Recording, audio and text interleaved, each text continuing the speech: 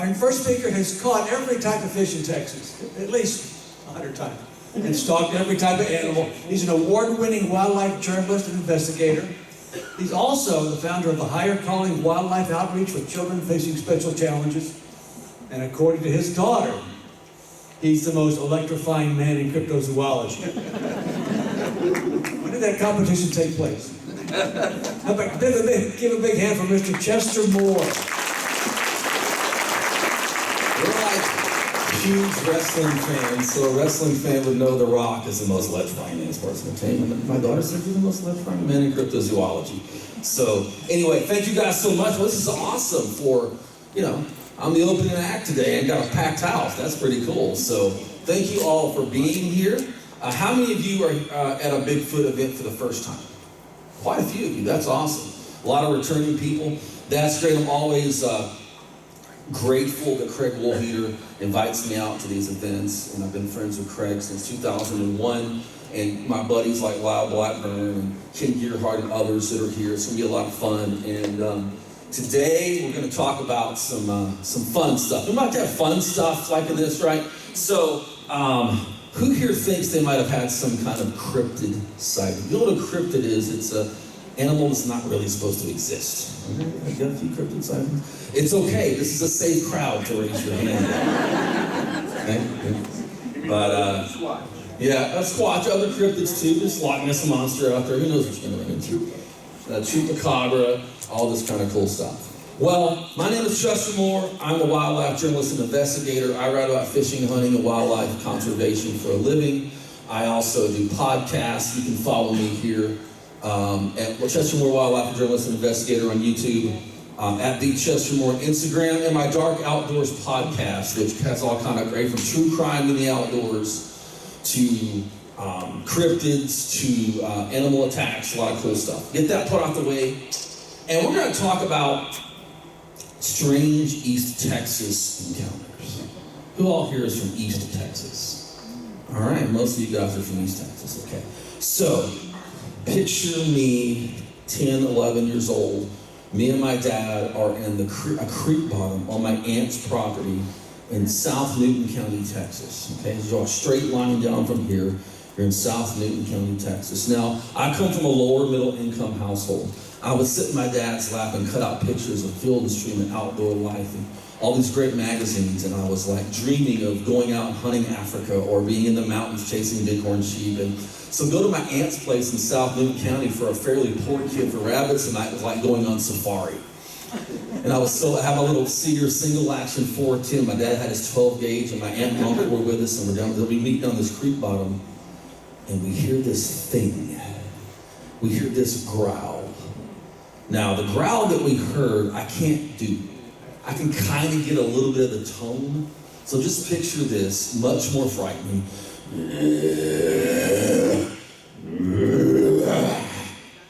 Way louder, way more intense, and a lot more different frequencies inside of that thing. So we hear this thing growling, and I'm watching my dad, who was a veteran. I'm watching my uncle, who was in Nam in 68, 69 in the Marines, backing off. And we for a second, they kind of went in like, what the heck's going on down there in the creek bottom? And they started doing like this and said, hey, Dad, what's that? That must be one of your uncle's bulls caught up in the fence. Let's go help him out. No, he's gonna get out by himself. He'll be okay. And I'm like, so we're leaving there, and this thing is going, it's going on. And as we're leaving, we probably end up a quarter mile away, but still hear it growling. So that always bugged me, and of course, I was the budding wildlife journalist and investigator at this age already.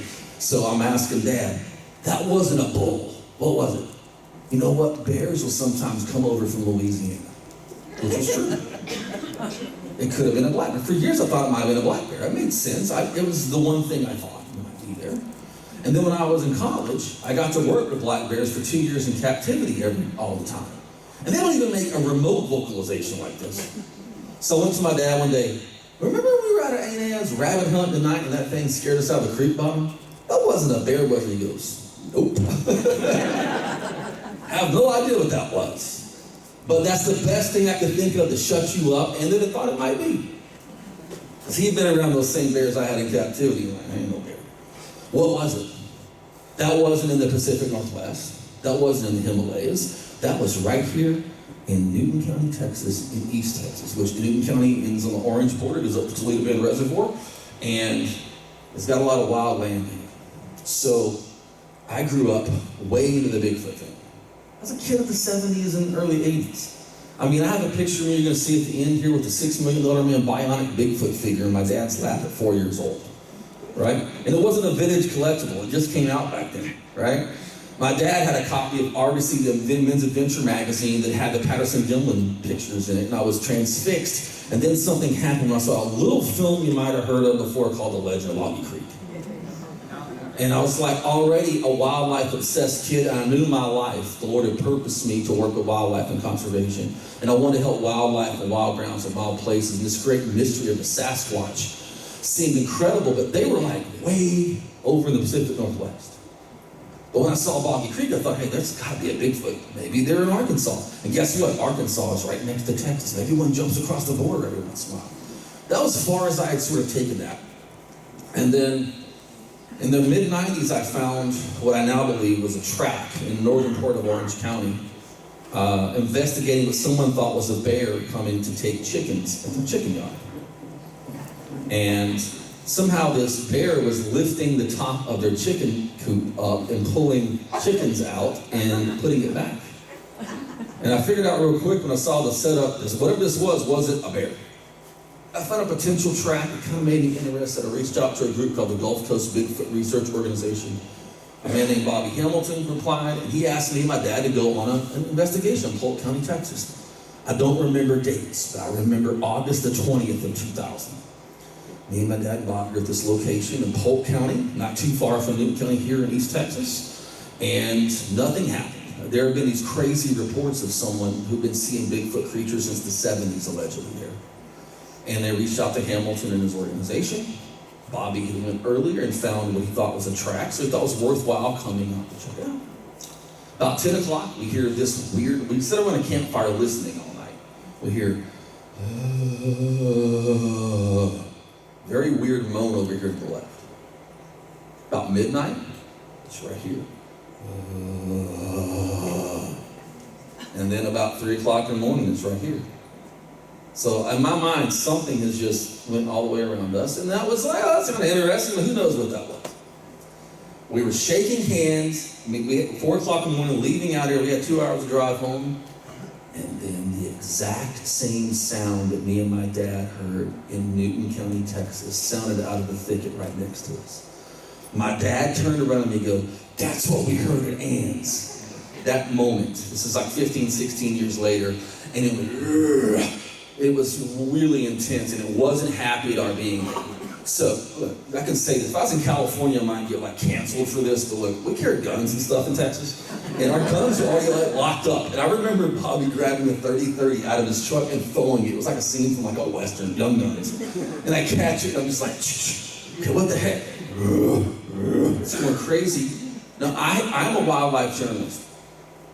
If I study this stuff, it's based on the wildlife aspect of it, okay? So if it goes beyond, if it's talking to you paranormally in your sleep, I don't deal with that. I deal with like what's happening in the woods. And this is something happening in the woods, and it sounded like what I'd heard in South America 8 months earlier. I've been in Venezuela peacock bass fishing and been messing with howler monkeys. This thing sounded like a howler monkey, a lot like a howler monkey, but like way more intense.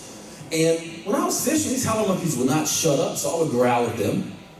And they would growl back. So whatever reason, Chester Moore decides to growl at the Sasquatch.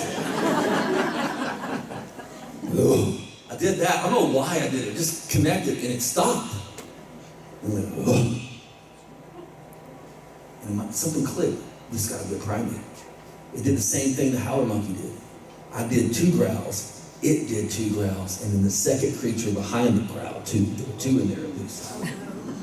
So that's when we took from the gun out to like, hold on a second, you know, whoa, what's going on? And we're digging for lights, and I did 3 growls, and this thing built itself up into a frenzy. If you've ever heard the Sierra sounds, not the chatter, there's a really guttural, nasty growl, very similar tone. And this, Bobby grabbed a Q-beam and hit the woods with it, and It ran through the brush, wanting us to know it was leaving. The monkey in South America, after I did 3 growls and got it mad, left the trees snapping branches on the way out. So to me, as a wildlife journalist, I connected there's a living creature there of some kind that sounds like a primate. I'm in. The next morning I spent $2,000 on night vision. And thus, here I am speaking 25 years later at the Texas Bigfoot Conference. And these things and strange things do happen in East Texas. And, you know, there's a lot of debate on this. There are probably skeptics in the room. There are probably complete non-believers. There are probably people, we know there are people who said they've had encounters. But as a wildlife journalist who works for all kind of wildlife around the world, I was just in Cape Cod a month ago messing with great white sharks. We had a 12-foot great one under the boat with satellite tracking stuff. It was unbelievable. The Lord has blessed me to get to do stuff like that. But this is a phenomenon that is equally real. Either it's the greatest wildlife mass delusion in history, or the greatest wildlife story that hasn't been told yet. And here's what I want to give you hope about. It only takes one report to be real, for there to be a real phenomenon. Think about it, one report. So I'm going to tell you some crazy stories. Not all of them are going to be Bigfoot related in East Texas, but a lot of them will be. So I have my book, Bigfoot South, out. I have like 13 or 14 copies out. I have a new global Bigfoot channel that's launched yesterday on YouTube. And there's my book. Got like 13 or 14 of those left, so grab one and I'll probably sell out. But the cover has a gray Bigfoot. And the sign says Nichols Creek. So Nichols Creek comes up on Newton County on Highway 87. And about 21, 22 years ago, a guy emails me. And he says, because I just did some media about Bigfoot, he says, what I saw had to be a Bigfoot, but it was gray. And it was crossing in front of the Nichols Creek sign in Newton County, Texas, which is like 5 miles from my deer lease. And it was gray. This is right before social media broke out. About 6 months later, someone else emails me and with an account of seeing a gray Bigfoot creature cross in front of the Nichols Creek sign on Newton County on Highway 87. As a journalist, I got connecting dots now. But what neither one of these people knew is my property where we had the thing, the first story I told where me and my dad are down on the creek bottom, that story, that's 5 miles away from Nichols Creek. And my aunt thought we were crazy about Bigfoot. She didn't believe any of it.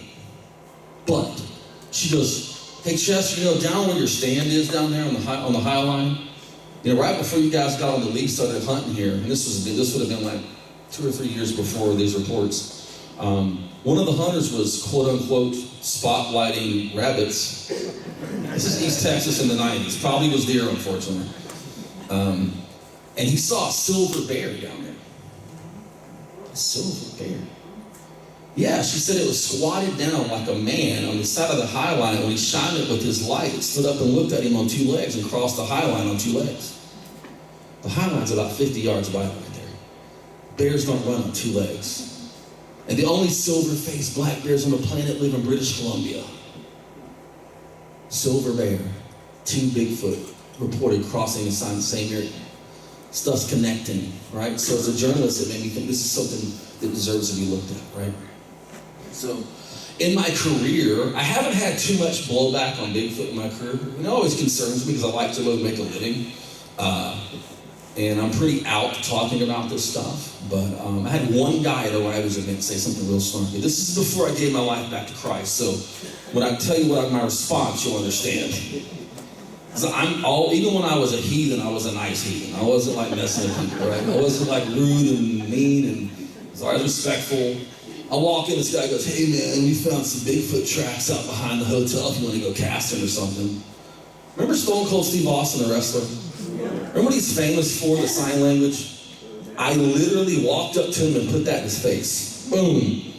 I was mad. I was like, that's so disrespectful. I'm walking off. The guy was so butthurt that I did that. He follows me into the elevator. I don't know about Bigfoot, but I saw something weird in Newton County. And I'm going, this can't be real.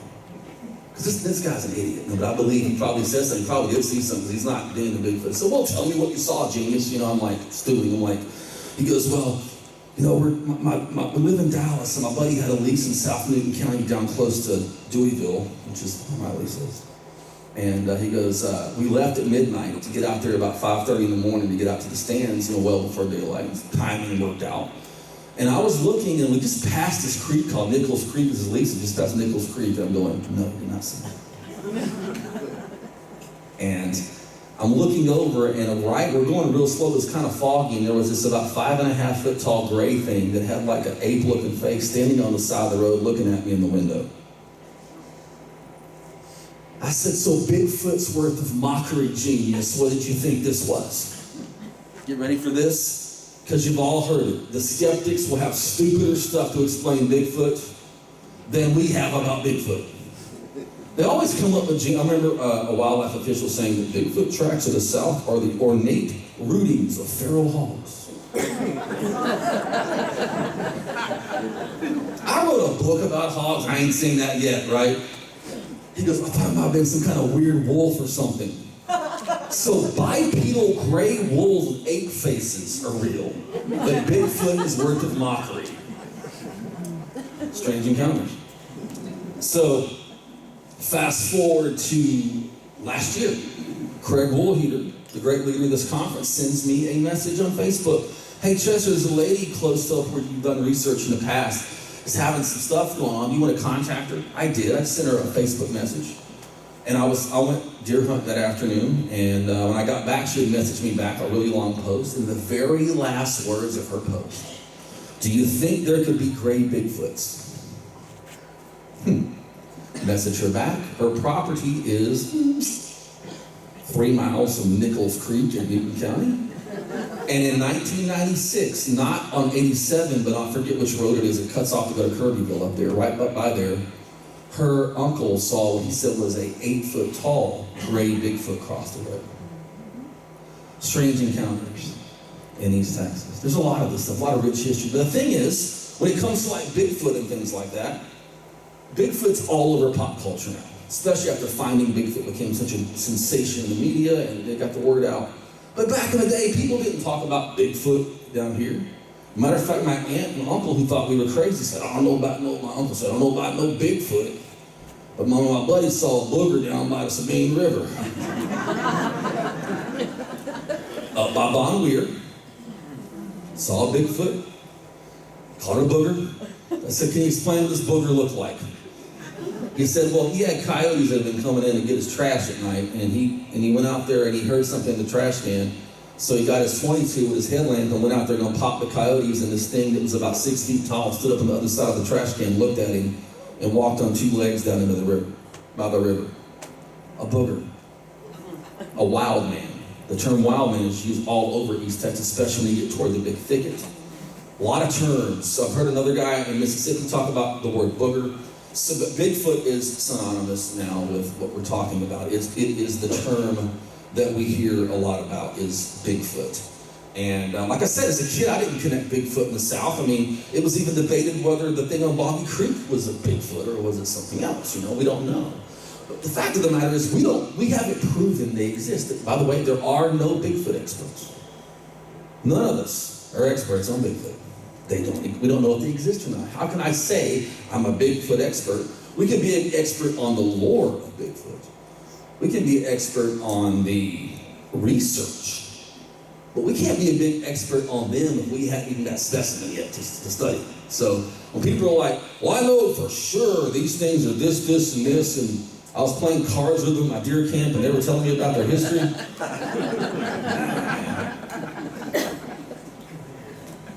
This is all fun. At the end of the day, we're all playing Scooby-Doo, right? We're looking for monsters. Except one day, I believe, we're going to go pull old Mr. Johnson's Bigfoot mask off, and it's not going to come off. It's going to be an actual Bigfoot. I think that's going to happen. But there's a lot of strange things like that happen in East Texas. I mean, it's all over the region. Toledo Bend Reservoir, for example. I was standing at Toledo Bend with a friend of mine and a fishing guide buddy was going to pick us up. We stayed at his house. And my friend Paul Fazinski, who is the creator of the Wild Bend of the Woods Bigfoot series I narrate on YouTube, he's from Ohio, is into this stuff. He never had any kind of encounter. And we're sitting at the boat ramp at 5:30 waiting to go out way back in the bottoms where we're going to be fly fishing. And the primate yell thing happened. Loud. And Paul's eyes get that big and the dim lights out there, and I just go. He freaked out. He sent recorders down that stay out in the woods and record for months at a time at night. It's exciting stuff. What is out there? We don't know. We have some pretty good ideas. But there's something, and there are things that people see. Not everyone is crazy that has an encounter. There are some that are. I mean, come on. You've seen some of the shows. I mean, there's some folks. But, I don't belittle them either. And there are people who see other things that think they're seeing a Bigfoot. But they're definitely the X factor. What is the thing that people are seeing? I had a hunter who I love and respect very much straight up tell me about seeing several baboons in East Texas on a squirrel hunting trip. This guy knows his animals. He's sitting against a tree in a creek bottom and watches, he said 5 or 6 baboons came out in front of him with the tail and everything. Really interesting because right across the border in Louisiana, the Kisatchie National Forest, if you take Toledo Bend on the other side of the Kisatchie National Forest, I had a man tell me he was squirrel hunting, and what he saw was a small, he said it looked like either a small ape or a monkey, and it had a long face, so that was baboon-like. It had a tail. He could see something moving through the brush in front of him, and there was a clearing, and he goes, what the heck is that? And then he sees the tail drag on the ground in one of the spots, and then it walks for 5 or 10 seconds in front of him. He said, when I pull a picture of a baboon, he goes, yeah, it didn't have like the red behind on it, but he said it looked like a baboon's face. And did you know that we have feral monkey populations in Texas? In South Texas near Dilley, there are Japanese macaques that are free roaming, possibly several hundred of them, in South Texas. Feral primates could be part of the equation. Well, not everything people see is a Bigfoot. There's other stuff out there too as well. I've got pictures of, we're doing a video, as a matter of fact, at Global Bigfoot in a couple of weeks on feral primates. I'm showing pictures of, it's known, it's accepted by Parks and Wildlife and everyone, there are feral primates out there. There's 3 populations of rhesus monkeys in Florida that are established. So there's all kind of stuff that people are seeing and encountering out there. I had a lady call me from Beaumont, Texas 4 years ago and said, Chester, there is a Sitatunga in my backyard. Raise your hands if you know what a Sitatunga is. Yeah, a whole lot of people know what a Sitatunga is. I did. It's an East African antelope, sometimes called a swamp buck. But there are plenty of exotic animals in Texas, all over. A lot of black buck, antelope, axis deer, audats, stuff like that. Sitatunga would be something that a hunter would pay like 15 grand in Texas to shoot on the ranch. There are very few. So I'm like, I said, how do you know it's a Sitatunga? That's like a very specific. I Googled it. Okay, so she let me come put my Moultrie mobile cam out, and she'd already put some corn out, but I put 50 pounds of corn out, set my camera up, drove back to Orange, got about to fight her from basically Lumberton there on the edge of Beaumont, and a Sitatunga walked in front of her. That's kind of crazy. I put a blog out about it, and a guy got a picture of the same Sitatunga as deer feeder about 6 miles away a month later. There's all kind of crazy stuff out there people are seeing run into. I had a landowner in Orange County call and tell me that the guy that does his maintenance on his property saw a kangaroo cross the road. I went out there and found kangaroo tracks the next day. No doubt about it. There's stuff out there. I had a white elk walk in front of my game camera in Newton County in '99. Got pictures of it on my blog. Escaped from an exotic ranch nearby. There was also water buffalo that had gotten out too. I didn't see them, but my wife taught in Louisville at the time, and they had a call from the bus driver, we're gonna be late, there's a water buffalo laying in the dirt road in front of us, we can't move. Only in Texas stuff can I say that. Like nobody in New York's ever called the bus stop. There's like a water buffalo here. It's a Texas state, right? We got all kind of weird stuff here. But in my Dark Outdoors podcast, I explore true crime in the great outdoors. About half what the show is. wildlife attacks and strange encounters. And by the way, the reason I started doing this, I kept running into like crazy stuff in the wild, and most of it was people. Someone asked me at an event I was speaking on feral hogs, said, what's the most dangerous thing in the woods? Without blinking, I said, people. If you go download Dark Outdoors on your favorite podcasting platform, you'll see that, you'll agree after listening to a few episodes, it's people that's the problem, right? But I had my good friend, Lyle Blackburn back there, who's speaking later, asked me if I remembered Rob Riggs, who was a friend of mine. He wrote a book called On the Trail of the Wild Man, The Big Thicket. And it talks about alleged sightings of potential Karankawa Indians in the Big Thicket. And I remembered vaguely reading that. So I went back and got Rob's book out of my archives, and there was a report of someone seeing someone that they reported was a primitive-looking Indian, a primitive dugout, the Lance Rozier unit of the Big Thicket in the creek. Then there were multiple reports in the Old and Lost River area, on north part of Trinity Bay, there up the Old and Lost River and the Trinity River, seeming like dating from the 60s to the early 80s. And they were creepy. They involved people who were named, someone getting shot at with an arrow, all kind of crazy stuff. And I got to thinking, anybody heard of the feral people phenomenon? I don't know what to think about that yet. But was it possible there could be lost tribes and people that just kind of live like that still there? I'd have a hard time with that now, but maybe in the 60s or 80s, who knows? Well, I did the podcast. It's on Dark Outdoors. It was the last episode I uploaded. And I had a guy reach out to me whose father was a sheriff in that area in the 60s and 70s. And we investigated a report of 3 hunters walking out of the woods in the Old and Lost River bottoms and coming across what looked like 6 men who looked like tribes members. Primitive men, almost naked, carrying old bows and stuff. And supposedly got shot at with an arrow, and when he was a kid, he saw pictures of the arrow that they investigated. Is it possible? Or could that be people who wanted to reconnect with native roots and going out and living in the wild? Or what? Strange encounters in East Texas. We got a lot of strange stuff going on. I don't know what to think about that, but that qualified as strange encounters in Dark Outdoors. Because if I went out, and by the way, if they were actually somehow related to Karankawa antelopes. So if I went out in the woods, there's a bunch of brothers out there in like loincloths, in a dugout canoe with flint arrows, I'd be a little freaked out. You know what I mean?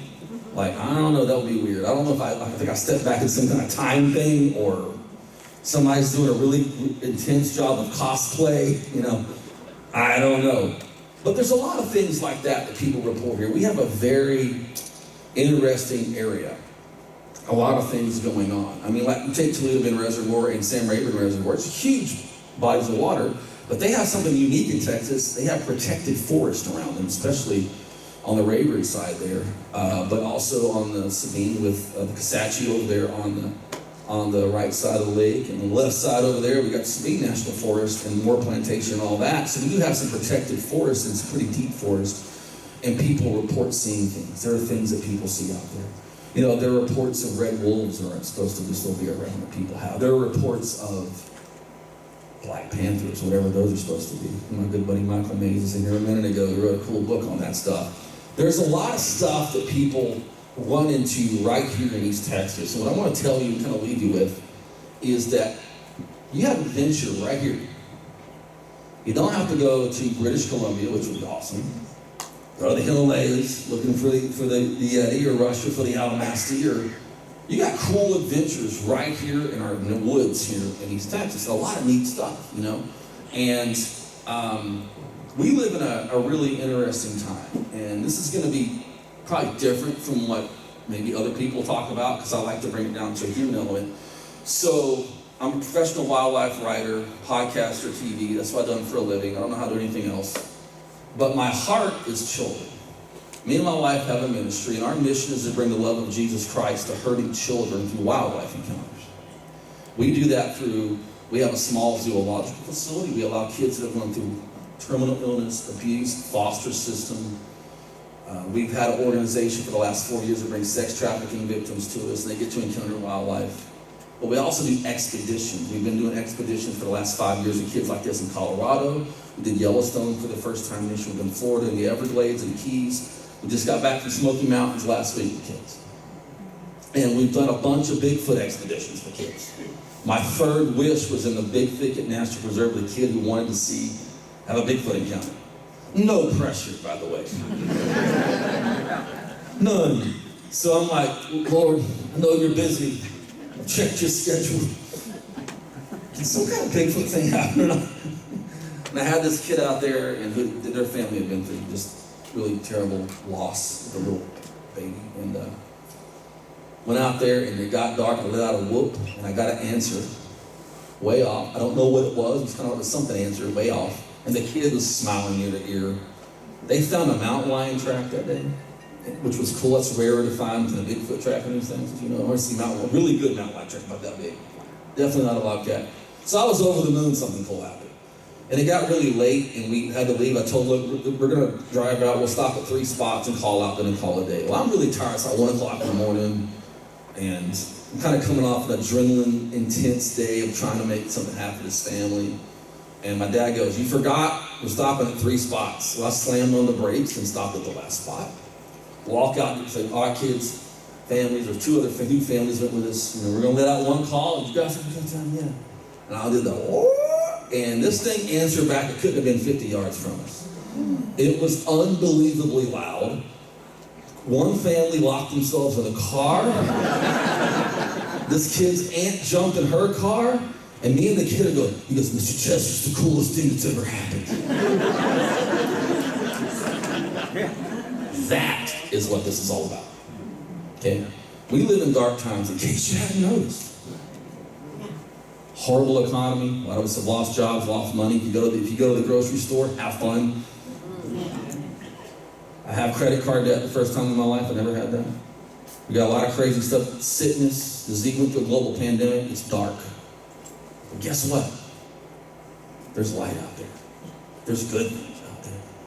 And the fact that you can go out into the forest and maybe see something that's fantastic, or you can make a discovery, can be a bright spot in your life. But more importantly, you can make it a bright spot in someone else's life. If you got a friend or something who's struggling and likes this, take them out in the woods. Take them out on a Bigfoot expedition. Take them out and do photography. It does great things. It can help people. It can help restore people. We're not all crazy. They're crazier than us, okay? All right? Have you seen the people running stuff, okay? This is real sane compared to politics, right? Lord, mercy. But here's the deal. We're looking for kids to help. We're looking for places to go for me to speak and things like that too. Because every time I do this, I get a kid or 2 to help. Come by my booth if you like to talk. We like platforms to do this from. I'm a pretty decent speaker. But if you just know a kid or a family that's going through something that might like wildlife, don't have to be Bigfoot. You know, and I don't care what the kid's struggling with. It doesn't matter. If they're struggling, we would like to help them. And you can come over to my booth and we can talk about that. And 1 second. You can go to my blog at highercolin.net. This is Yellowstone National Park this summer. These are 2 little boys that have been through hell and back a couple of times. That's the Lamar Valley. There's about 200 bison down below us they're photographing. The people who support what we do help make that moment happen this summer. And we're going to make a whole lot more moments like that happen. Our Wild Wishes program grants wishes for these kids in wildlife category. We just granted our 253rd wish in the Smoky Mountains of Tennessee. And you guys can help that by connecting me with kids and families and stuff like that. Because that's really what's important for me. Talking about this stuff is fun, and I hope you come buy every book I have, because I have like 13 left to help me pay the bills. But it goes back to this right here. That's my dad who's not with us anymore. Love this stuff. That's me at 4 years old. That wasn't vintage back then. That was the $6 million man new Bigfoot figure with the bionic Bigfoot. Yep, and that's Andre the Giant played the Bigfoot. And that's me sitting there in my dad's lap as a little boy, dreaming about maybe one day Maybe one day I'll go up in the mountains and go fly fishing. Or maybe one day I will go up in the mountains and see a big or sheep. Or maybe one day, if I could just possibly find a Bigfoot track that would rock my world. By the grace of God and the help of a lot of support of a lot of good friends and people, I've gotten to do a lot of those things. More importantly, we get to take kids that are facing special challenges on the road to Jefferson do that. So if you know a way you can help or connect or know a kid we can help, please reach out to me. God bless you guys, and y'all have a great day.